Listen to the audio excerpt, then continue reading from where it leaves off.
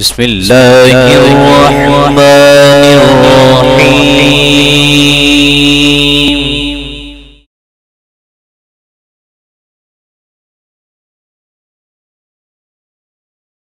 الرحیم الشاکرین والحمد للہ رب العالمین۔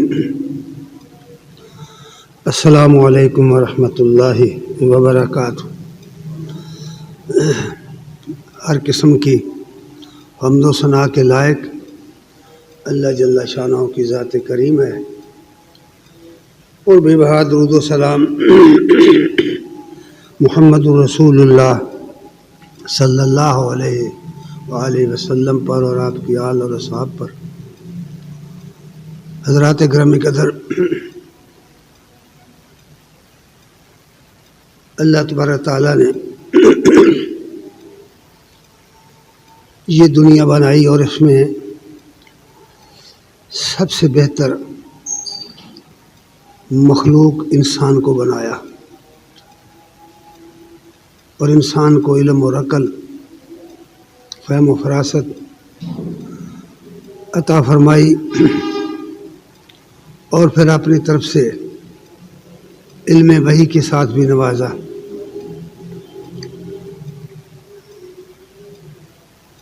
جن لوگوں نے اللہ تعالیٰ کو، اس کی ہستی کو، اس کی ذات کو انبیاء کی دعوت کے مطابق مانا ہے، انبیاء کی دعوت کے مطابق مان لائے ہیں، اور انبیاء کے دیے ہوئے علم کی بنیاد پر اس کائنات کے متعلق ایک نظریہ قائم کیا ہے، ایک سوچ قائم کی ہے۔ اس نظریے اور سوچ میں انسانیت کی فلاح کے لیے بہت ہی اہم پیغام ہے، بلکہ یہ اس کی نجات کی بنیاد ہے، کیونکہ یہ دنیا جو ہے، یہ زمین و آسمان، یہ کائنات، اس کی سب چیزیں، کائنات کی سب چیزیں جب سے یہ بنی ہے، اس کے متعلق نوع انسانی میں کافی اختلاف پایا جاتا ہے۔ اکثر فلاسفہ کا کہنا یہ ہے، یا اکثر سائنٹسٹ قسم کے جو لوگ ہیں ان کا کہنا یہ ہے، یا یوں کہہ لیجیے کہ جو زمانہ پرست لوگ ہیں، شرعی زبان میں جن کو دہریہ کہتے ہیں، ان کے مطابق یہ کائنات ازلی بھی ہے اور ابدی بھی، یہ ہمیشہ سے ہے اور ہمیشہ رہے گی، نہ اس کی کوئی ابتدا ہے نہ اس کی کوئی انتہا ہے۔ اور پھر ان کے اندر یہ اختلاف بھی ہے کہ یہ اس دنیا کے اندر کیے گئے اعمال جو ہیں، ان کی جو جزا سزا ہے وہ کیسے۔ اس اختلاف میں بہت سارے لوگ تو یہ کہتے ہیں کہ جزا سزا تو ہے، دنیا کا ہر انسان، اس کا کسی بھی مذہب سے تعلق ہو یا کسی بھی مذہب سے تعلق نہ ہو، یہ بات تسلیم کرنے سے انکار نہیں کر سکتا کہ انسان اس دنیا میں جو کچھ کرتا ہے، وہ نیک و بد جو بھی کرے، اس کا ایک بدلہ ضرور ہے۔ بعض لوگوں نے اس کو اس دنیا کی حد تک محدود رکھا کہ اس دنیا کے اندر ہی اس کو بدلہ ملتا ہے، بعض نے کہا نہیں، بدلہ ملے گا لیکن روحانی طور پر ملے گا، اور حشر جو ہے وہ بالاجساد نہیں ہوگا، یعنی دوبارہ انسان کا جسم بن کر دنیا میں نہیں آئے گا، زندہ نہیں ہوگا۔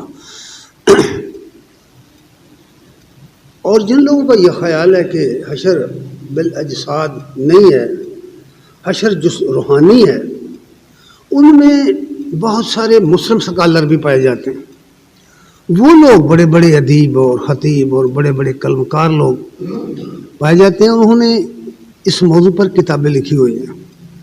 ان کا خیال یہ ہے کہ جزا سزا تو ملنی چاہیے اور ملے گی، لیکن حشر جسمانی نہیں روحانی ہوگا۔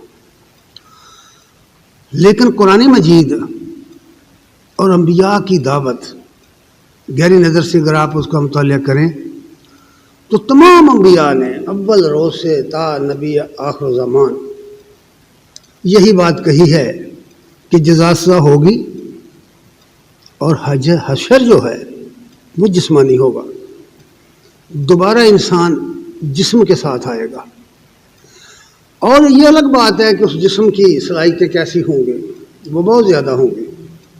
مثال کے طور پر جن چیزوں کو ہم یہاں اس دنیا میں نہیں دیکھتے اس دنیا میں دیکھیں گے۔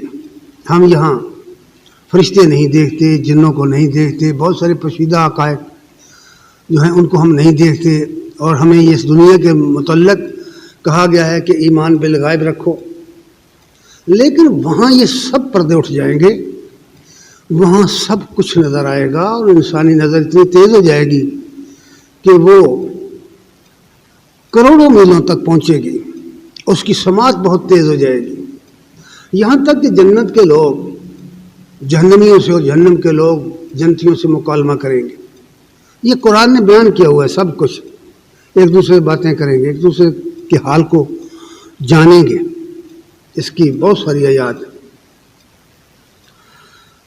تو قرآن مجید میں یہ بات کہی ہے کہ یہ حقیقت جو انبیاء نے بیان کی، وحی کے ذریعے کی، تمام انبیاء نے کی، تمام ہمیں کتابوں میں یہ بات آئی، اور پھر قرآن مجید میں یہ بات آئی۔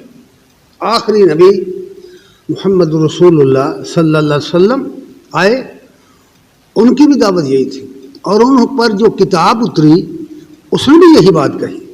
تو گویا تمام انبیاء کی دعوت کا خلاصہ قرآن مجید میں پیش کر کے کہا گیا کہ یاد رکھو یہ دنیا نہ ازلی ہے نہ ابدی ہے، بلکہ یہ حادث اور فانی ہے، یہ قائم نہیں رہ سکتی۔ ایک وقت تھا کہ یہ دنیا نہیں تھی، پھر یہ بن گئی، اور پھر ایک وقت آئے گا کہ یہ دنیا فنا ہو جائے گی، اور اس کے بعد پھر ایک زمانہ آئے گا کہ اللہ تعالیٰ دوبارہ ایک دنیا بنائے گا، اور اس دنیا کے اندر انسان کو پیدا کرے گا، اور اس دنیا کے اندر کیے گئے اعمال کا محاسبہ کرے گا، اس سے پوچھ گچھ کرے گا وہاں اسی جسم کے ساتھ، جس جسم کے ساتھ انسان نے اعمال کیے ہوں گے، وہی جسم مزید صلاحیتوں کے ساتھ اس دنیا میں آئے گا، پیدا ہوگا، مٹی سے اللہ پیدا کرے گا، ہر انسان کو براہ راست زمین سے نکالے گا۔ ایسا نہیں ہے جیسا اس دنیا میں ایک انسان کی نسل سے انسان پیدا ہوتے جا رہے ہیں، نہیں، وہاں ہر انسان اپنی انفرادی حیثیت سے پیدا ہوگا، اور وہ اس کو اس دن حساب دے گا۔ اس کے متعلق قرآن مجید میں تفصیلات تو ہیں بہت زیادہ، لیکن ہم اپنے وقت کے لحاظ سے چند چیزیں بیان کر سکتے ہیں۔ قرآن مجید میں ایک جملہ ہے، سورہ المرسلات آیت نمبر 15 ہے۔ اس سے پہلے بہت ساری باتیں بیان کی گئی ہیں، یعنی وقوع قیامت کے دلائل بیان کیے گئے ہیں، اور انبیاء کے اس دنیا میں اس دن حاضر ہونے کے دلائل بیان کیے گئے ہیں۔ پھر فرمایا ہے وَيْلٌ يَوْمَئِذٍ لِّلْمُكَذِّبِينَ، اس کو جھٹلانے والوں کے لیے تباہی ہے، اس دن جھٹلانے والوں کے لیے تباہی ہے، بربادی، برباد ہو گئے وہ لوگ جنہوں نے جھٹلایا۔ کس چیز کو جھٹلایا؟ یہ اشارہ تو آیت میں موجود ہے کہ اس دن سے مراد قیامت ہے، لیکن کس چیز کو جھٹلایا بھائی؟ وہ بہت ساری چیزیں ہیں۔ اللہ تعالیٰ کی وحدانیت، یہ پہلی بات ہے جو قرآن نے بتائی ہوئی ہے۔ پھر اللہ تعالیٰ کی طرف سے آنے والی جماعت رسولہ جو ہے، اور پھر ملائکہ ہیں، اور پھر آخرت ہے، پھر کتابوں کا نزول ہے۔ ان کو ایمانیات کہتے ہیں۔ جن لوگوں نے ان کو صحیح نہیں سمجھا، یا جن کو جھٹلایا، یا ان کو سمجھا کہ یہ غلط ہیں، یا یہ ضرورت محسوس نہیں کی، ان کی بات ہو رہی ہے کہ وہ بہت نقصان اٹھائیں گے ان کی بربادی ہو جائے گی۔ قرآن مجید میں اس کو ایک ہی آیت میں جمع کر کے بیان کر دیا گیا ہے، ویسے تو بہت زیادہ آیات ہیں، بہت زیادہ، لیکن ایک آیت ہم آپ کو سنائیں گے، آیت نمبر 136 ہے سورہ نساء۔ اللہ فرماتے ہیں یا ایھا الذین آمنوا، ذرا غور کریں آپ، اللہ تعالیٰ نے یہاں غیر مسلموں کو نہیں بلایا، غیر مسلموں کو مخاطب نہیں کیا۔ عمومی طور پر قرآن مجید کا جو اسلوب بیان ہے یا انداز تخاطب ہے وہ ہوتا ہے یا ایھا الناس۔ جب پوری بنی نوع انسان کو، پوری دنیا کو دعوت دینی ہو تو یا ایھا الناس آتا ہے، لیکن یہاں فرمایا یا ایھا الذین آمنوا، اے لوگوں جو ایمان لائے، جن کو ایمان کا دعویٰ ہے، ان کو مخاطب کر کے فرمایا آمنوا باللہ ورسولہ والکتاب الذی نزل علی رسولہ والکتاب الذی انزل من قبل۔ دنیا میں بنیادی طور پر جو کتابیں آئی ہیں بڑی، وہ صرف دو ہی ہیں، قرآن مجید ہے اور توراۃ ہے۔ توراۃ کے بعد جتنی کتابیں صحائف آئے ہیں، زبیر ہے، زبور ہے، انجیل ہے، یا دیگر انبیاء کے صحائف ہیں، وہ سب کے سب توراۃ کے ماتحت ہیں، یا یوں سمجھ لیجیے کہ توراۃ پر عمل کرنے کی تجدیدی مسائی کے طور پر آئے ہیں۔ اصل کتابیں دو ہی ہیں، اور ان دونوں کتابوں کا مضمون آخرت کے متعلق بالکل ایک ہے، توحید کے متعلق بالکل ایک ہے، رسالت کے متعلق بالکل ایک ہے۔ یہی وجہ ہے کہ قرآن مجید میں جس طرح احکام بیان ہوئے، توراۃ میں بھی احکام عشرہ کے نام سے احکام بیان ہوئے، شریعت کے بارے میں 10 پوائنٹ بیان کیے گئے ہیں، اور پوری شریعت اس میں سمودی ہے۔ اس لیے فرمایا کہ اے ایمان والو، اے لوگ جو ایمان رکھتے ہو، ایمان کا دعویٰ رکھتے ہو، ایمان لاؤ، آمنو، ایمان لاؤ اللہ پر اور اس کے رسول پر اور اس کتاب پر جو اس نے اپنے رسول پر بڑے اہتمام کے ساتھ اتاری، اور اس کتاب پر، اس کتاب کو بھی الہامی مانو جو اس نے اس سے پہلے اتاری تھی۔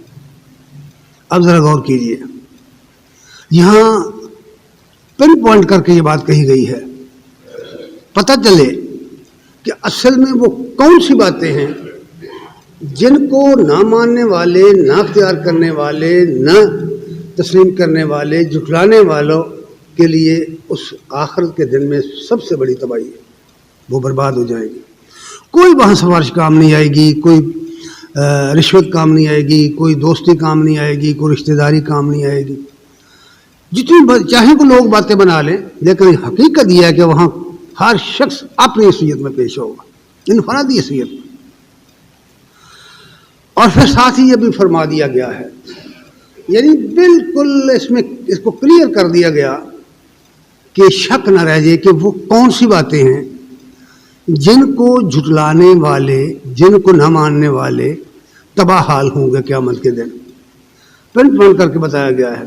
اور یہ 5 باتیں ہیں، 5 باتیں، ان کو ایمانیات کہتے ہیں۔ یہ 5 باتیں ایمانیات ہیں، اور پھر ان کے نیچے، ان کے ضمن و ذیل میں بھی کچھ باتیں جن کا تعلق ایمانیات سے، مثلا اللہ کو ماننا اور اللہ کے رسول کو ماننا۔ رسول کو ماننے کا مطلب یہ ہے کہ نبی کریم صلی اللہ علیہ وسلم کی ختم نبوت کو بھی ماننا، آپ آخری نبی ہیں، یہ ذیلی بات ہے۔ بنیادی طور پر 5 ایمانیات ہیں، ان کے بارے میں صاف کہہ دیا وَمَن يَكْفُرْ بِاللَّهِ وَمَلَائِكَتِهِ وَكُتُبِهِ وَرُسُلِهِ وَالْيَوْمِ الْآخِرِ فَقَدْ ضَلَّ ضَلَالًا بَعِيدًا، جس نے انکار کیا اللہ کو ماننے سے، اللہ کو ماننے سے انکار کیا، جس نے انکار کیا فرشتوں کے وجود کو ماننے سے، اور جس نے انکار کیا اللہ تعالیٰ کی کتابوں کو، الہامی کتابوں کو ماننے سے، اور جس نے انکار کیا رسولوں کی رسالت سے، اور جس نے انکار کیا قیامت کے دن سے۔ یہ 5 باتیں، 5 باتیں ان کی تشریح الگ ہے کہ اللہ کو کس طرح ماننا ہے. اللہ کو تو ساری دنیا کے لوگ مانتے ہیں. کئی مرتبہ میں نے عرض کیا ہے کہ دنیا میں کوئی قوم ایسی نہیں، کوئی فرقہ مذہب ایسا نہیں، حتیٰ کہ ہندو، مجوسی اور بدھ، دنیا کی سب قومیں، کافر قومیں جن کو ہم کافر قومیں کہتے ہیں، وہ بھی اللہ کو مانتے ہیں. کوئی منکر نہیں اللہ کا. جس کی چاہے کتاب اٹھائیں، یہود مانتے ہیں، عیسائی مانتے ہیں، پھر مسلمانوں کے سب گروہ مانتے ہیں، سب فرقے مانتے ہیں، اللہ کو مانتے ہیں. لیکن مانتے اس طرح ہیں کہ اپنی من مرضی سے مانتے ہیں، یا اپنی اپنی تعویلوں سے مانتے ہیں. اپنے اپنے خیال کے مطابق انہوں نے اللہ کی جو ہستی متعین کر رکھی ہے یا اس کا جو تصور قائم کر رکھا ہے اس کو اس کے مطابق مانتے ہیں. کہا دراصل یہ گیا ہے کہ اللہ کو اس طرح مانو جس طرح محمد رسول اللہ نے تعلیم دی. یہ ہے اصل بات. اس طرح مانو. اور وہ تعلیم کہاں دی ہے؟ وہ اللہ نے اپنی کتاب میں قرآن مجید میں دی. مثلا سورہ اخلاص پڑھو، قل هو اللہ احد اللہ الصمد لم یلد ولم یولد ولم یکن لہ کفوا احد. اس میں 4 پوائنٹ جو بیان کیے گئے ان کو سمجھو، تمہیں سمجھ آ جائے گی کہ اللہ کو کس طرح ماننا ہے. اور فرشتے کو مانو. کتنے لوگ ہیں جو فرشتے کا وجود نہیں مانتے.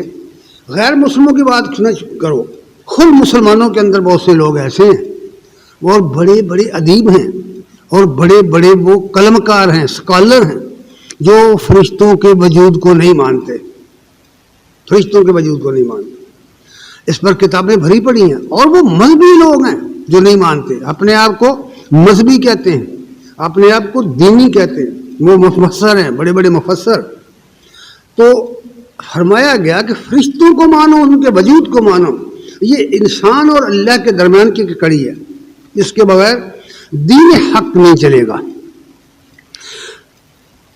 تیسری بات کی کتابوں کو مانو. یہ کتابیں ہم جو مانتے ہیں، یہ ہم قرآن کو مانتے ہیں، تورات کو مانتے ہیں، زبور اور انجیل کو مانتے ہیں، یعنی اللہ تعالیٰ کی طرف سے نازل شدہ کتابوں کو مانتے ہیں. کیوں مانتے ہیں بھائی؟ کسی نے دیکھا ہے کہ کس طرح اتری ہیں؟ یہ کسی پریس میں چھاپ کر یہ دے دی گئی سی رسول اللہ صلی اللہ علیہ وسلم کو کتاب؟ نہیں، آپ کے دل پر نازل ہوئی ہے. قرآن کہتا ہے دل پہ نازل ہوئی ہے. اب آپ کی مجلس میں بیٹھے ہوئے لوگوں کو بھی نہیں پتا کیا نازل ہوا ہے. وہ نہیں جانتے کہ کون آیا نازل کرنے والا. فرشتہ آیا، روح المین آئے، کوئی نہیں جانتا.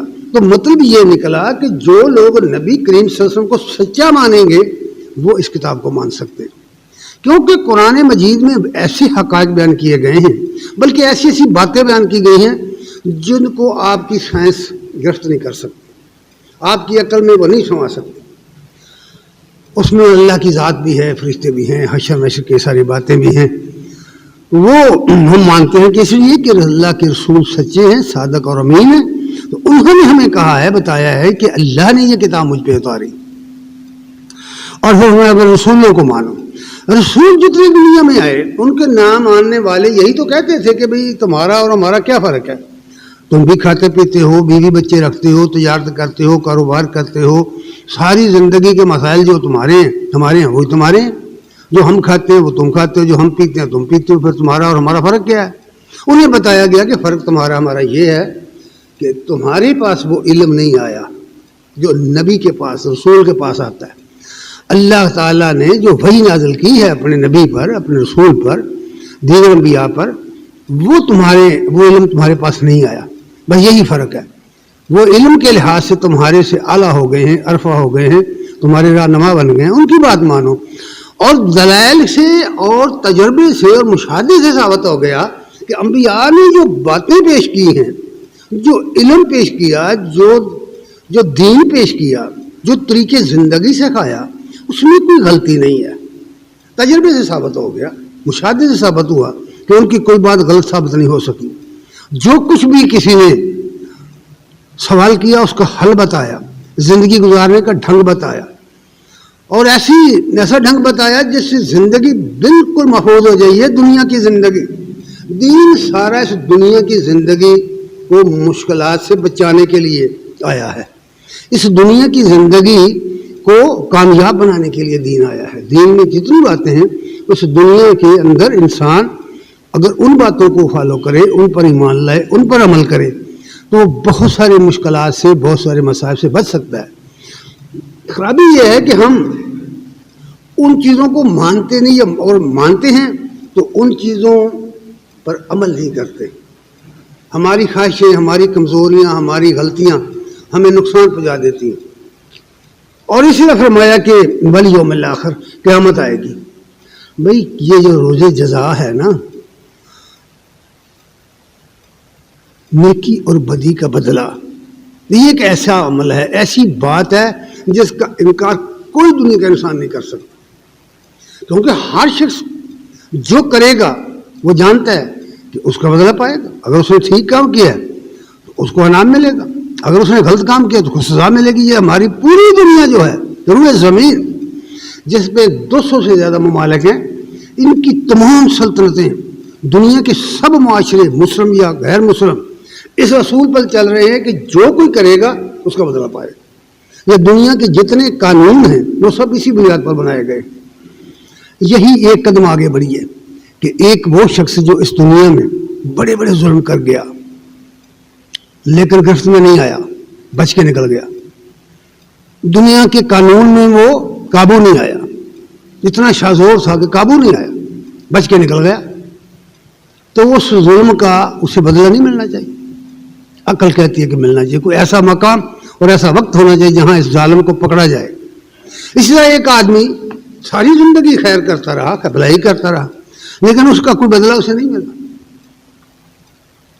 اسے اس کی شاباش نہیں ملی، یوں دنیا سے محروم چلا گیا، تو کیا اسے انعام نہیں ملنا چاہیے؟ اس طرح عقل مانتی ہے کہ ایک ایسا دن ہونا چاہیے جہاں یہ سب کچھ ہو۔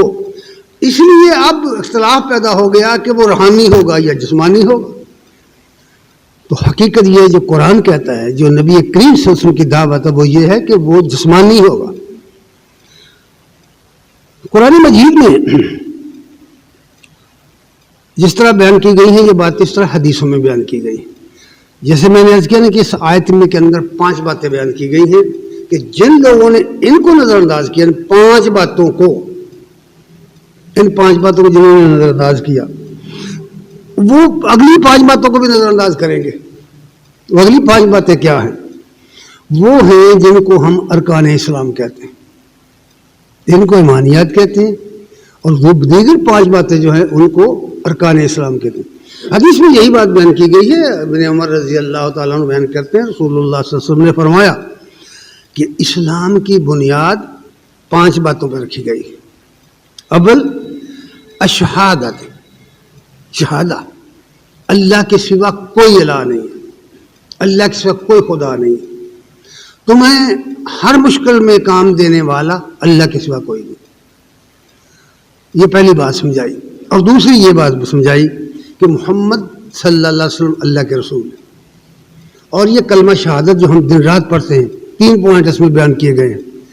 اللہ کے سوا کوئی الہ نہیں، محمد صلی اللہ علیہ وسلم اللہ کے رسول ہیں، اور محمد صلی اللہ علیہ وسلم اللہ کے بندے ہیں، عبدہ و رسولہ، ہم گواہی دیتے ہیں۔ تو یہ 3 پوائنٹ ہیں جس کو بنیاد کہتے ہیں، اسلام کی بنیاد۔ اس پر، اس پلاٹ پر پوری عمارت بنائی گئی ہے، یہ سمجھ لیں آپ۔ اس کی پہلی بنیاد جو ہے وہ شہادہ، اس کو کہتے ہیں شہادہ، الشہادت، اللہ کے سوا کوئی الہ نہیں، اور محمد صلی اللہ علیہ وسلم اللہ کے رسول اور اللہ کے بندے ہیں۔ یہ بندے کا پوائنٹ اس لیے رکھا گیا ہے کہ پچھلی قوم میں اپنے نبیوں کو پوجنے لگی، اپنے نبیوں کو پکارنے لگی، قریب دور جانے کی ضرورت نہیں، عیسائیوں کے حالات پڑھ لو کہ وہ کہتے ہیں یسوع خدا ماند ہے۔ ہم جانتے ہیں کہ اللہ کے رسول ہیں، وہ اللہ تعالیٰ نے انہیں بڑا مرتبہ عطا کیا، انہیں کتاب عطا کی، اللہ نے اپنا رسول بنا کے دنیا میں بھیجا، لیکن ان کی معجزانہ پیدائش کی وجہ سے ان کے ماننے والوں نے ان کو یسوع خداوند کہنا شروع کر دیا، مشکل کشا کہنا شروع کر دیا۔ تو یہ اس لیے فرمایا گیا کہ عیسیٰ علیہ السلام بھی اللہ کے رسول تھے اور اللہ کے بندے تھے، اور محمد صلی اللہ علیہ وسلم بھی اللہ کے رسول اور بندے ہیں۔ یہ پوائنٹ ذہن نشین رہ جائے، کبھی نہ بھولنا پڑے۔ جو شخص اس کو بھولے گا، جو شخص اس کی تعویل کرے گا، وہ بچ نہیں سکے گا وہ گمراہ ہونے سے۔ یاد رکھنے کی یہ بات ہے، یہ بات پہلی ہے۔ دوسری بات یہ فرمائی اقامت الصلاۃ، نماز قائم کرنا، یہ دوسرا رکن ہے، نماز قائم کرنا۔ جو شخص ایمان رکھتا ہے، ایمان کا دعویٰ رکھتا ہے، جیسے اوپرلی آیت میں آیا نا، اے ایمان والو ایمان لاؤ، تو وہ اس کو دیکھا جائے گا کہ وہ اس کو پورا کر رہا ہے کہ نہیں، اس پہلے نقطے کو کرتا ہے پورا یا نہیں کرتا۔ پھر دوسرا نقطہ اقامت صلاۃ، اگر اس کی زندگی میں اقامت صلاۃ نہیں ہے تو وہ لاکھ اپنے آپ کو مسلمان کہتا رہے، اللہ کے کاغذوں میں وہ مسلمان نہیں ہے بھائی، سیدھی بات آپ کو بتا رہا ہوں میں۔ اور تیسری بات کہی ایتاء زکوٰۃ، اقامت صلاۃ عنوان ہے حقوق اللہ کا، وہ ایتاء زکوٰۃ، زکوٰۃ ادا کرتے ہیں، زکوٰۃ ادا کرنا یعنی غربا کا حق ادا کرنا، مسکینوں کا، یتیموں کا، بیوگان کا، حاجت مندوں کا، نداروں کا حق ادا کرنا، یعنی یہ حقوق العباد کا نقطہ ہے ایتاء زکوٰۃ۔ یہ اس کو رکن اسلام بنا دیا گیا ہے۔ ہر شخص جو کسی کو کچھ دیتا ہے نا، وہ زکوٰۃ ادا کرتا، کوئی احسان نہیں کرتا ہو، وہ اس کا حق ادا کر رہا ہے۔ اچھا، تیسری بات فرمائی کہ بالحج، زندگی میں ایک دفعہ ہر مسلمان ایک دفعہ، اگر اس کے پاس زیادہ راہ ہے، اگر اس کے پاس اتنے پیسے ہیں کہ اس کے گھر والے اس کی عدم موجودگی میں خراجات کے محتاج نہ ہوں اور سفر میں اسے سوال نہ کرنا پڑے، اگر اس کے پاس اتنے وسائل ہیں تو اس پر ایک دفعہ زندگی میں حج کرنا فرض کیا گیا ہے، تاکہ اسے اس قبلے کے ساتھ نسبت پیدا ہو جائے جس کی طرف وہ منہ کر کے نماز پڑھ رہا ہے، اسے اس جماعت کا احساس ہو جائے کہ وہ کس جماعت کا فرد ہے، جماعت مسلمین، مسلمان جماعت کا فرد ہے وہ۔ تیسری بات فرمایا صوم رمضان، یہ صوم رمضان جو ہے کہ رمضان کے ایک مہینے کے روزے فرض کر دیے گئے، ہر مقیم پر، ہر تندرست پر، ہر بالغ عاقل پر فرض کر دیے گئے بلا عذر۔ جو شخص ان 5 باتوں کو میں سے کسی ایک کا انکار کرے، یاد رکھو یہ پتہ کی بات، جو شخص ان 5 ارکان اسلام میں سے کسی ایک بات کا زبانی انکار کر دے، اس کو شریعت کہتی ہے کافر ہے، اس کو علماء کہتے ہیں کافر ہے، اس نے بنیاد کو ڈھا دیا ہے۔ اب جو شخص مانتا تو ہے بھی یہ سب کچھ ٹھیک ہے لیکن عمل نہیں کرتا، اللہ کے بارے میں اس کا عقیدہ ہے کہ اللہ کے سوا کوئی الہ نہیں، لیکن شرک کرتا ہے، نماز کو مانتا ہے کہ نماز فرض ہے لیکن نہیں پڑھتا، زکوٰۃ کو مانتا ہے کہ زکوٰۃ فرض ہے لیکن نہیں دیتا، حج کو مانتا ہے کہ فرض ہے لیکن نہیں کرتا، روزے رمضان کے مانتے ہیں کہ فرض ہے لیکن نہیں رکھتا۔ تو قرآن نے اپنی زبان میں ایسے شخص کو نافرمان، فاسق کہا ہے، فاسق ہے وہ شخص۔ اگر اللہ چاہے تو اسے معاف کر دے، ہو سکتا ہے تو اس کو توبہ نصیب ہو جائے، لیکن اگر وہ توبہ کے بغیر مر گیا تو اس کی بخشش ممکن نہیں رہے گی۔ یہ وہ پوائنٹ ہیں، ایمانیات کے 5 پوائنٹ اور کرنے کے 5 پوائنٹ ارکان اسلام۔ اب جنہوں نے ان کو جھٹلایا، اس میں اگر 5 پوائنٹ وہ اور 5 یہ شمار کریں اور شرح کریں تو اس پر کتابیں لکھی جائیں گی۔ پورا دین اس میں ان 10 پوائنٹ میں آ گیا، پورا دین کے سب اجزاء اس میں آ گئے۔ اب ان میں سے جس چیز کو بھی کوئی جھٹلائے گا یعنی بروبہ عمل نہیں لائے گا، وہ ان لوگوں میں شامل ہو جائے گا، ویل یومئذ للمکذبین۔ یہ ہے وہ بات۔ خصوصی طور پر جو مشکل ترین بات تھی اس زمانے میں، وہ آخرت کا عقیدہ ہے، آخرت کا، یہ ان کے ذہن میں سماتی ہی نہیں تھی بات کفار مکہ کی۔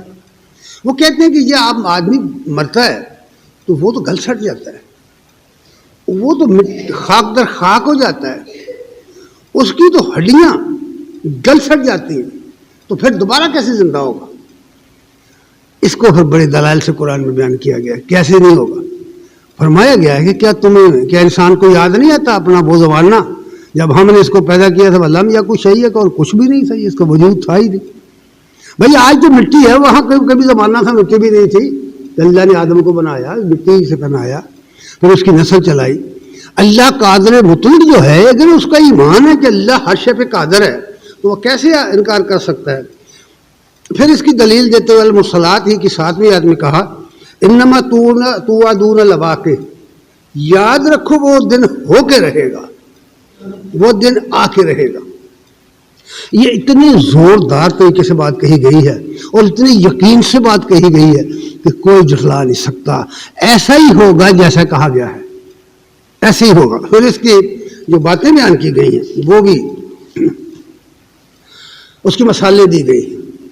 سورہ مرسلات کی آیت نمبر 8 تا 10 پڑھ کر دیکھیے اس کے دلائل جو بیان کیے گئے. فرمایا فائز النجوم طمست.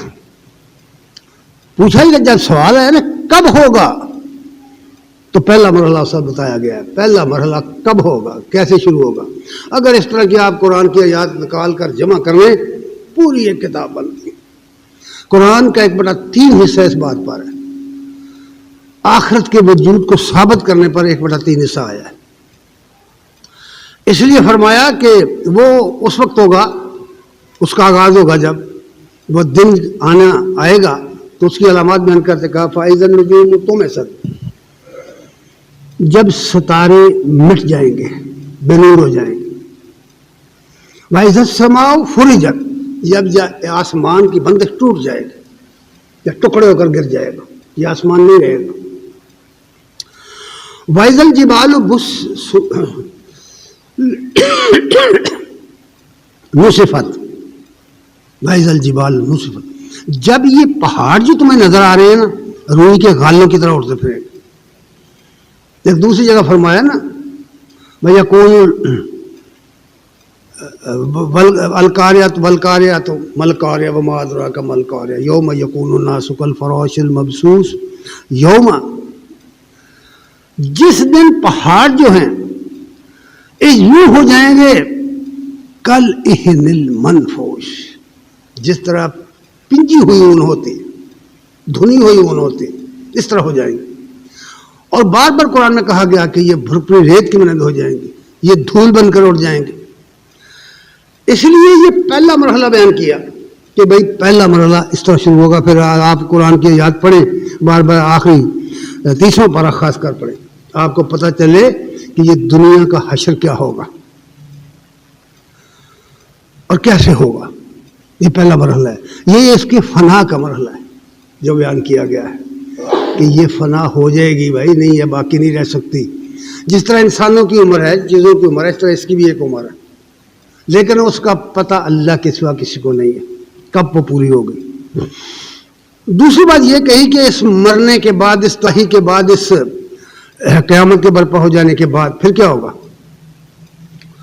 پھر اللہ تبارک تعالیٰ نے سورہ زمر میں آیت نمبر 67 میں فرمایا ثم نفخ فیہ اخری, پھر دوبارہ کرنا پھونکا جائے گا, پھر سور پھونکا جائے گا. فَإِذَا هُمْ قِيَامٌ يَنظُرُونَ, تو یک لخت لوگ زمین سے نکل کر کھڑے دیکھ رہے ہوں. یک لخت, دیر نہیں لگے گی.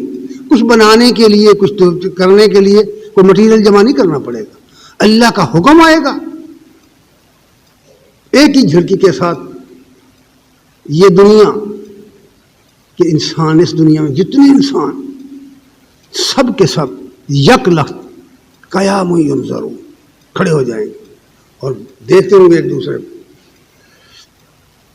اور پھر وہ دنیا جو ہے کیسی دنیا ہے یہ بھی میں عرض کر دوں. پہلے میں نے عرض کیا کہ وہاں انسان ہوگا, یہی انسان ہوگا, یہی اس کے اعضاء ہوں گے, لیکن اس کی صلاحیتیں بدل جائیں گی, اس کی نظریں, اس کی سونگنے, اس کو سمجھنے, اس کے سننے کی طاقتیں بدل جائیں گی. یعنی وہ بہت زیادہ وسیع پیمانے پر اسے صلاحیتیں دے دی جائیں گی. اس لیے کہ وہاں وہ دنیا کیسی دنیا ہوگی اس کی بھی تعبیر قرآن نے بیان کی ہے. سورہ ابراہیم میں یہ بات فرمائی ہے کہ یہ زمین جس کے اندر دریا بہ رہے ہیں, جس پر سمندر ہیں, جس پر پہاڑ ہیں, جس پر جنگل ہیں, جس پر صحرا ہیں, نشیب و فراز ہے, وہاں جزیرے بنے ہوئے ہیں, پتہ نہیں کیا کیا ہے, یہ زمین اس طرح کی نہیں رہے گی. فرمایا یوم تبدل الارض غیر الارض والسماوات, اس زمین کو اس زمین کی بجائے تبدیل کر دیا جائے گا, اور آسمانوں کو بھی تبدیل کر دیا جائے گا, ان کی حیت تبدیل کر دی جائے گی. پھر کیا ہوگا برزوا للہ الواحد القہار, اور ہر چیز رب کے حضور کھڑی ہو جائے گی, کوئی چیز چھپ کے نہیں رہ سکتی, کوئی چیز اس کی نگاہ سے پاس الگ نہیں رہ سکتی. بہت زبردست مضمون ہے, اگر آپ اس کے اندر گہرائی میں اتر جائیں یقین مانیے آدمی کے قدموں سے زمین نکل جاتی ہے. کہ آخر یہ معاملہ ہو گیا اور اس طرح کا وہی منظر آ گیا تو یہ جو کچھ ہم لوگ کرتے رہتے ہیں پھر کیا کریں گے. اس لیے فرمایا کہ وہاں یہ سورج اور یہ چاند جو تم دیکھتے ہو اور یہ جو تم گردش لیل و نہار دیکھتے ہو یہ وہاں نہیں ہوگا. ذرا غور کریں, یہ گردش لیل و نہار جو ہے نا یہ کوہنگی پیدا کرتی ہے, ہر چیز کو پرانا یہی چیز کرتی ہے. وقت کی جو گردش ایام ہے, گردش ایام کی وجہ سے ہر چیز پرانی ہوتی ہوتی ہوتی اپنی عمر کو پہنچ جاتی, ختم ہو جاتی, آہستہ آہستہ وہ مٹتی مٹتی مٹ جاتی. اس لیے وہاں فرمایا کہ وہ دنیا کیسی دنیا ہوگی, وہ اشرقت الارض بنور ربہا. سورہ زمر آیت نمبر 69 میں فرمایا اشرقت الارض بنور ربہا, زمین تیرے رب کے نور سے چمکے گی, تیرے رب کے نور سے چمکے گی زمین. اور پھر فرمایا ووضع الکتاب, اعمال نامے کھول کر رکھ دیے جائیں گے, قطاروں میں لائنوں میں لگ جائیں گے لوگ, گروہ بندی ہو جائے گی, کیٹاگریاں علیحدہ علیحدہ بنا دی جائیں گی اور اعمال نامے رکھ دیے جائیں گے. اور ہر شخص کے اعمال کا وزن کر کے اس کی ویلیو مقرر کر کے اس کو یا دائیں ہاتھ میں یا بائیں ہاتھ میں دیا جائے گا. یہ مضمون قرآن میں پھیلا ہوا ہے.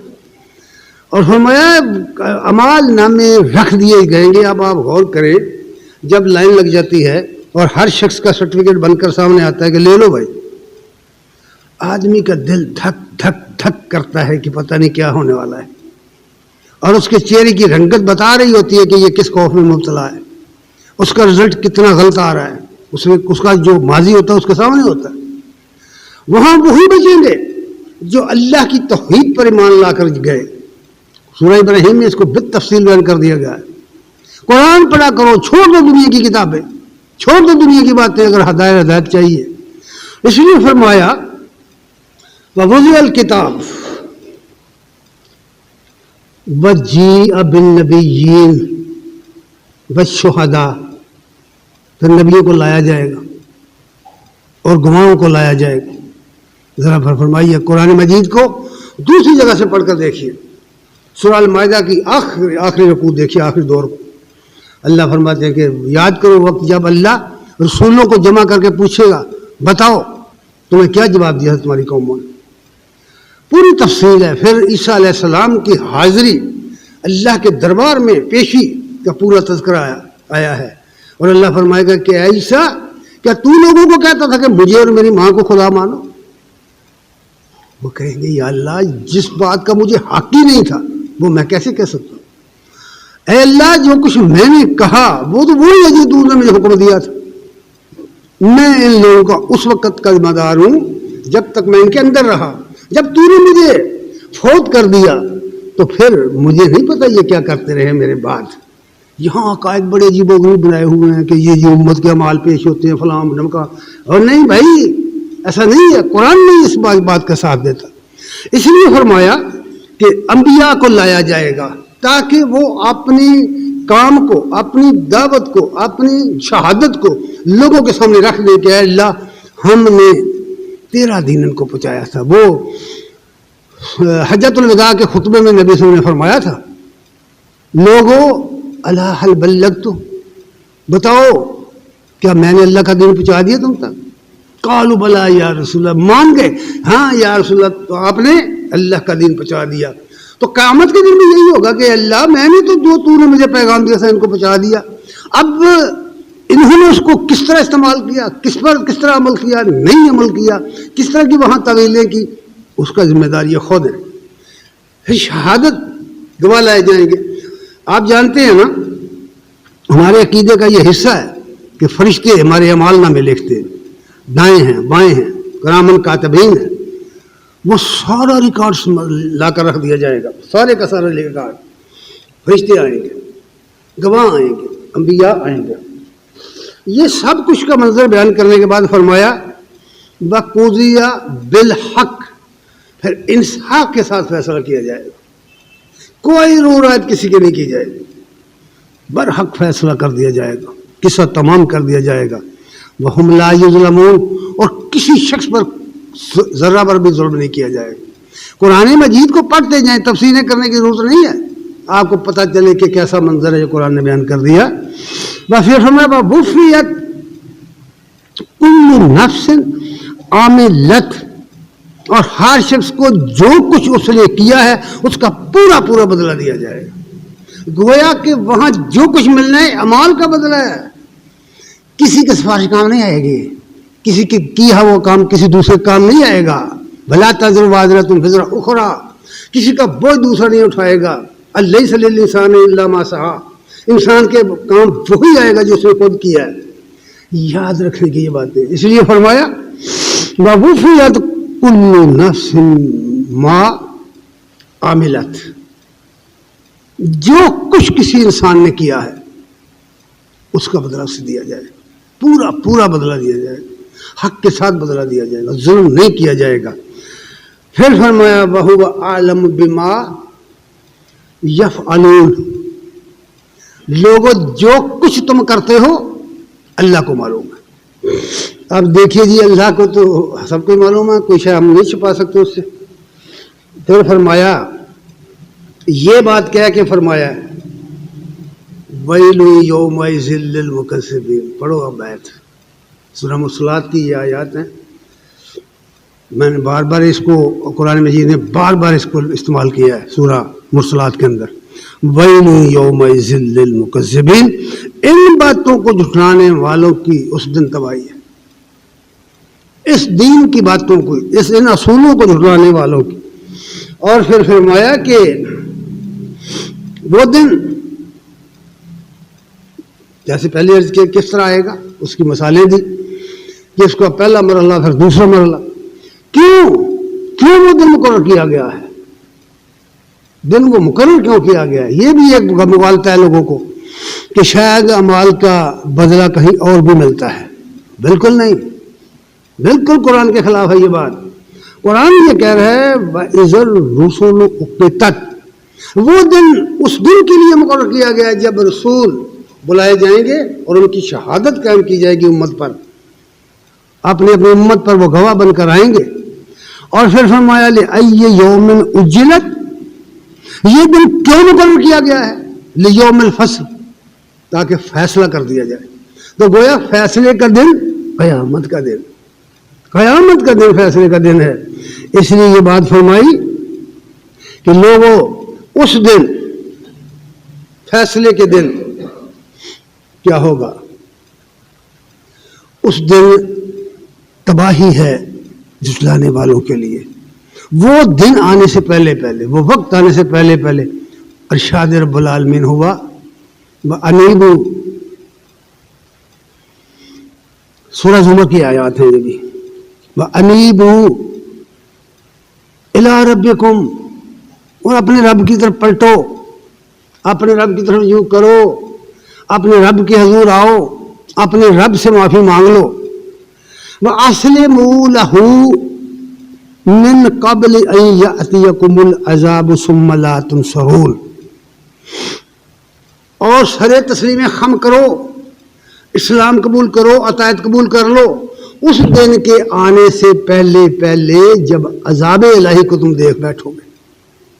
اس دن کے آنے سے پہلے کہ قبل اس کے کہ تمہارے اوپر ایک ایسا عذاب آئے جس میں تمہیں کہیں سے مدد نہ ملے۔ قرآن مجید کو پڑھو، غور کرو۔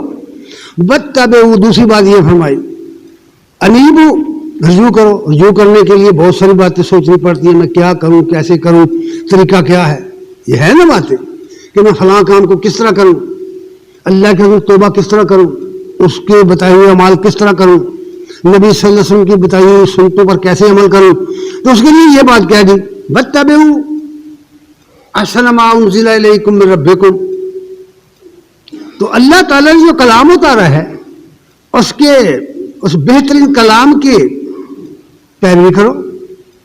وہ کلام تمہیں بتائے گا، وہ کتاب تمہیں بتائے گی تم نے اللہ کو کیسے ماننا ہے، اس کے رسول کو کیسے ماننا ہے، رسول کی اطاعت کیسے کرنی ہے، کوئی کام دنیا کے جو ہیں کیسے کرنے ہیں، سب باتیں بتائے گی۔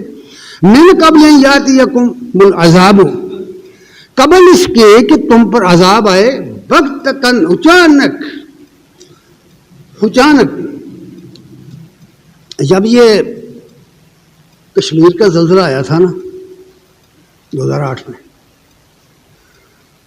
تو مجھے ایک آدمی نے یہ بات بتائی تھی کہ اس کی تیزی کس قدر زیادہ تھی. وہ کہتے ہیں کہ کمرے کے اندر ہم لوگ بیٹھے تھے، کمرے کے اندر 3-4 باتیں کر رہے تھے، تو ایک جھٹکا لگا نا ہلکا سا، تو وہ بھاگ کر باہر نکلے. تو اس نے کہا کہ ہم نے اپنی آنکھوں سے دیکھا کہ باہر نکلے تو ایک ریلے سے ادھر جا، پورے کے پورا شہر کے بازار الٹ کے ہو گیا، اور دوسرے جھٹکے سے دوسری سائڈ گر گئے. جتنے لوگ، لاکھوں لوگ، ہزاروں لوگ ان دیواروں اور مکانوں، ہاتھوں سے بنائے ہوئے مکانوں کے نیچے دب کر مر گئے، اور کتنی ہی بستیاں بے نام و نشان ہو گئیں. بعد میں جو ٹیمیں گئی تھیں مدد کے لیے وہ وہاں پہنچ نہیں سکی، پہاڑ ٹوٹ ٹوٹ کر گر گئے تھے، راستے بند ہو گئے تھے. یہ ایک دنیا کی ہلکی سی جھلک ہے، ہلکی سی جھلک. آخرت کے بارے میں جو یہ بات کہی کہ قبل اس کے کہ اچانک قیامت ٹوٹ پڑے، اچانک عذاب الہی آ جائے، وَأَنْتُمْ لَا تَشْعُرُونَ، تمہیں شعور تک نہ ہو، شعور تک نہ ہو. شعور کیا ہوتا ہے یار؟ ایک منٹ پہلے آدمی کہتا میں ٹھیک ہوں، اور ایک منٹ کے بعد وہ ہارٹ اٹیک سے مر جاتا ہے. اس کو کہتے ہیں کہ شعور نہیں ہے، میں کدھر جا رہا ہوں. ایک منٹ پہلے کا شعور اس میں نہیں ہوتا، ایک منٹ بعد کیا ہونے والا ہے. یہ ہماری مشاہدات ہیں، ہمارے تجربات ہیں. پھر فرمایا کہ کہیں ایسا نہ ہو ان تقول نفس، کہ کوئی یوں کہے یا حسرت علی ما فرطت فی جنب اللہ، ہے افسوس میں نے اللہ کے حق میں، اللہ کے حقوق میں کوتاہی کی، میں نے اللہ کے حق کو نہیں پہچانا. یہ حسرت کرے تو حسرت ہی ہوتی ہے، اس کا کوئی رزلٹ نہیں ہوتا، اس کو کوئی فائدہ نہیں ہوتا. مرنے والا بھی حسرت کر سکتا ہے، قیامت کے دن عذاب میں گرفتار شخص بھی حسرت ہی کر سکتا ہے، اور کچھ بھی نہیں کر سکتا. اس لیے فرمایا یا حسرت علی ما فرطت فی جنب اللہ وَإِن كُنتُ فَمِنَ السَّاخِرِينَ، ہے افسوس میں مذاق اڑانے والوں میں شامل ہو کر رہا. میں ہدایان حق کی بات سننے کے لیے تیاری نہ تھا، میں ان کا مذاق اڑاتا رہا، میں انہیں برا بھلا کہتا رہا. یہ پچھتاوا ہے. پھر پچھتائے کیا ریت، جب چڑیاں چوک گئی کھیت، وقت گزر گیا تو پھر کچھ نہیں ہوگا. اس لیے فرمایا کہ دیکھو اس وقت سے پہلے پھر دوسری آیت سنو، بل او تقول لو ان اللہ ہدانی، ہے افسوس. یوں نہ کہے، پھر کوئی شخص یوں کہے لو ان اللہ ہدانی لکنت من المتقین، کہ جب اللہ کی ہدایت میرے پاس آئی تھی متقی کیوں نہ بن گیا، اللہ کی نافرمانی سے بچ کر زندگی گزارنے والا کیوں نہ بن گیا. او تقول حین تری العذاب، پھر کہیں ایسا نہ ہو کہ وہ یوں کہے جس وقت وہ عذاب الہی کو دیکھے، لو ان لی کرتن، ایک دفعہ مجھے واپس جانے دو، ایک دفعہ مجھے واپس جانے دو. واپسی نہیں ہوگی بھائی، واپسی کا کوئی سوال نہیں ہے. یہ جو شخص اس دنیا سے مر گیا، قرآن مجید سورہ یاسین کا مطالعہ کرو، سورہ انبیاء کا مطالعہ کرو، جو مر گیا وہ لوٹ کر اس دنیا میں نہیں آ سکتا. اللہ نے حرام کر دیا کسی شخص کا، مر جانے والے کا، کہ دنیا میں آئے. یہ جتنی باتیں لوگوں نے بنائی ہیں سب غلط ہیں. قرآن پر ایمان پیدا کرو، یقین پیدا کرو. اس لیے کہے گا لو ان لی کرتن، مجھے لوٹ کر جانے کا موقع مل جائے، واپس دنیا میں جاؤں تو کیا کروں، اکون من المحسنین، میں نیکوکار بن کر رہوں گا. جب رزلٹ سامنے آ جائے نا، رزلٹ، تو واپس نہیں ہو سکتی. اس دنیا میں بھی یہی ہے کہ اس دنیا میں بھی جو ہم امتحان دیتے ہیں، جب اس کا رزلٹ آ جاتا ہے پھر موقع نہیں، پھر نہیں ہوتا. پہلے سنبھلو، عمل کرو، سمجھو، اور اپنے اس آنے والے وقت کو سامنے رکھو. اس کا جواب یوں آیا ہے، قرآن نے اس کا جواب دیا ہے. فرمایا بلا، اللہ فرمائے گا ہاں پتہ ہے مجھے تیرا، تو واپس جائے گا تو پھر بھی ایسے ہی کرے گا۔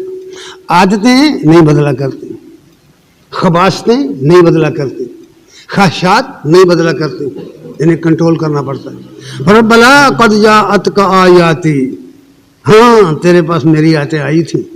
ذرا غور کرو کہ یہ قرآن ہمارے پاس نہیں آیا، ہمارا تیرے پاس ہماری آیتیں آئی تھی، میری آیتیں آئی تھی، فکذبت بہا، تو اسے جھوٹ سمجھتا رہا، تو سمجھتا رہا کہ یہ ملاؤں کی باتیں۔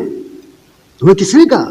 یہ تو اللہ کی کتاب ہے، اللہ کی کتاب، میری آیتیں تیرے سامنے آئی تھی، فکذبت بہا، تو اسے جھوٹ سمجھتا رہا، جھٹلاتا رہا، واستکبرتا، اور بڑا متکبر بن کر رہا۔ تو ہدایت کی بات سننے کے لیے تیار ہی نہیں ہوتا تھا، کان اپنے بند کر لیتا۔ کتنے لوگ ہیں جن کو تم بات نہیں سنا سکتے یہ دنیا میں؟ غور کرو، اپنی گرد و نواح میں دیکھو گے تمہیں پتہ چلے گا۔ بس تکبرتا، تو نے تکبر کیا، وَكُنْتَ مِنَ الْكَافِرِينَ، اور تم منکر بن کر رہا دنیا میں۔ حق کی وہ باتیں جو میں نے اوپر بیان کی ہیں، 5 1 10 باتیں جو ہیں، غور کرو ذرا ان پر۔ اور میں تم منکر بن کر رہا، کافر بن کر رہا۔ وَيَوْمَ الْقِيَامَةِ يَرَى الَّذِينَ كَذَبُوا عَلَى اللَّهِ وُجُوهَهُمْ مُسْوَدَةٌ أَلَيْسَ فِي جَهَنَّمَ مَثْوًى لِلْمُتَكَبِّرِينَ۔ اللہ فرماتے ہیں قیامت کے دن تم دیکھو گے، قیامت کے دن تم دیکھو گے۔ جو جنت میں جائیں گے وہ بھی دیکھیں گے، جو جہنم میں جائیں گے وہ تو پاس ہی ہوں گے۔ دیکھو گے ان لوگوں کو جو اللہ کے بارے میں جھوٹ بولتے رہے، اللہ کا نام لے کر جھوٹ بولتے رہے، جو اللہ کے ذمے جھوٹ لگاتے رہے۔ کہتے ہیں لوگ اللہ نے یوں کہا ہے، اللہ نے یوں، اور بھائی اللہ نے جو کچھ کہا ہے قرآن میں کہہ دیا ہے، باہر کچھ نہیں کہا۔ جب یہ کہنا ہو کہ اللہ نے یوں فرمایا تو پہلے دیکھ لو کیا کہہ رہے ہو، یہ بہت خطرناک بات ہے۔ اللہ نے جو کچھ کہا ہے وہ قرآن میں کہا ہے، کتاب الہی میں کہا ہے، یا اپنے نبی سے کہا ہے جو بھی کہا ہے۔ اس لیے فرمایا کہ تم دیکھو گے ان لوگوں کو جو اللہ کے اوپر جھوٹ بولتے تھے، حال ان کا کیا ہوگا؟ وجوہہم مسودۃ، ان کے چہرے سیاہ ہو جائیں گے۔ ابھی جہنم رسید نہیں ہوئے، خوف کا عالم یہ ہے کہ جہنم رسید ہونے سے پہلے ان چہرے سیاہ ہو جائیں گے۔ اور پھر فرمایا کیا سمجھتے ہو؟ الیس فی جہنم مثوی للمتکبرین، کیا ان متکبرین کے لیے جہنم میں جگہ نہیں ہے اللہ نے بنا رکھی؟ بچ کے کہاں جاؤ گے؟ تم اللہ کی زمین سے نکل کر دکھاؤ، اس کے آسمان کے نیچے سے نکل کر دکھاؤ۔ قرآن میں کہا ہے بھائی بھاگ سکتے ہو تو بھاگ جاؤ، نکلو، تم اللہ کی زمین سے نکل کر دکھاؤ، من اقطار السماوات کناروں سے نکل کر دکھاؤ۔ نہیں نکل سکتے بھائی، اس لیے یہ بات فرمائی۔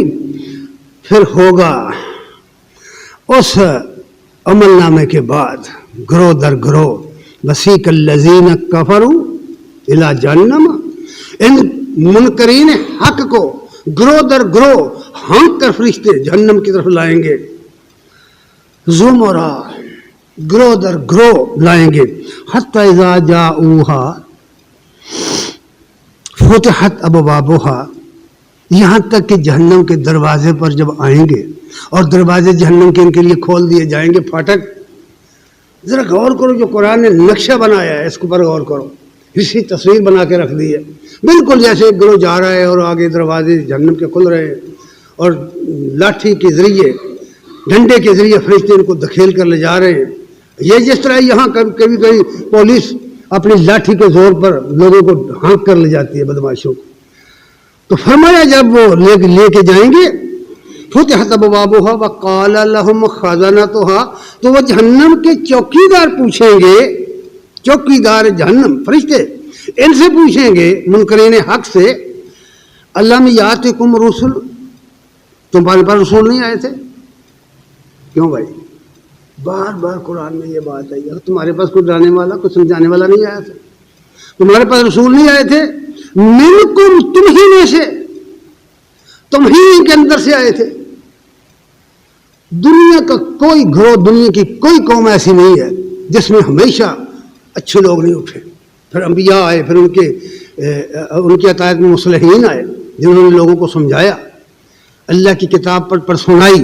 فرمایا کہ یتلو علیکم آیات ربکم، تمہارے سامنے تمہارے رب کی آیتیں پڑھ پڑھ کے سناتے تھے، تمہارے سامنے تمہارے رب کی آیات پڑھ پڑھ کے سنائی، وَيُنذِرُونَكُمْ، اور تمہیں خبردار کرتے رہے، لِقَاءَ يَوْمِكُمْ هَذَا، اس دن کی حاضری سے۔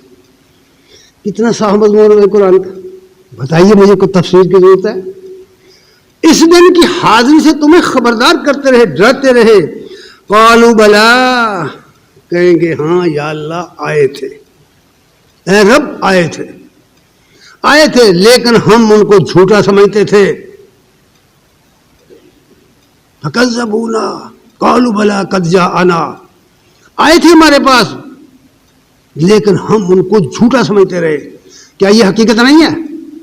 کیا انبیاء کے ساتھ قوموں نے یہ حشر نہیں کیا؟ یا مکے کے اندر یہ سب کچھ نہیں ہوا کہ اس کے بعد جتنے مسلمان دنیا میں آئے ان کے ساتھ یہی کچھ نہیں ہوتا رہا؟ جب بھی قرآن سناؤ گے لوگ یہی کہیں گے، آج بھی کہتے ہیں۔ اس لیے فرمایا جا رہا ہے کہ قول بلا ولیکن، یاد رکھیے کہ ایسی بات یہاں قرآن نے بیان کی ہے، غلط فہمی ہے یہاں بھی ہے، اور وہ تباہ کن بات ہے، یاد رکھیے۔ ولیکن حقت کلمۃ العذاب علی الکافرین، لیکن منکرین حق پر، انبیاء کی تعلیم کے جو منکر ہیں، قرآن کی تعلیم کے جو منکر ہیں، قرآن ان کو اپنی عربی زبان میں کافر کہتا ہے، انکار کرنے والا۔ کافر کے معنی ہوتے ہیں انکار کرنے والا، وہ زبان سے کرے یا عمل سے کرے۔ فرمایا عذاب الہی ان پر ثابت ہو گیا۔ ویل یومئذ للمکذبین، اس دن جھٹلانے والوں کے لیے تباہی اور بربادی ہے۔ دعا ہے کہ اللہ تعالی ہمیں عمل کی توفیق دے اور قرآن پڑھنے کی توفیق عنایت فرمائے۔ وآخر دعوانا الحمدللہ رب العالمین۔